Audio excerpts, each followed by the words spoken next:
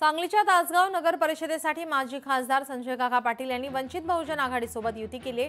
स्वाभिमानी विकास आघाडीच्या माध्यमातून वंचित बहुजन आघाडी आणि माजी खासदार संजय काका पाटलांनी नगर परिषदेची निवडणूक लढवत असून निवडणुकीच्या प्रचाराचा शुभारंभ केला आहे।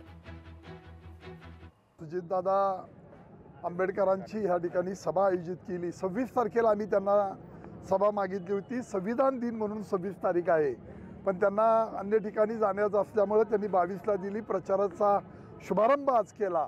सगळे पक्ष आहेत आणि आपण आघाडी या लोकांच्या जीवावर केलेली आहे, त्यात पाठिंबा आंबेडकर कुटुंबांचा मोठा आहे। तेव्हा वंचित बहुजन आघाडीचा पाठिंबा असल्यामुळे मोठ्या फरकानं आपण या ठिकाणी निवडून येऊ।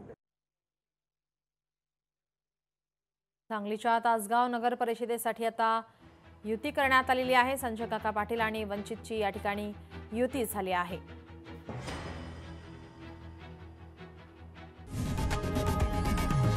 लोकशाही मराठी ऐका, पहा, जागरूक रहा।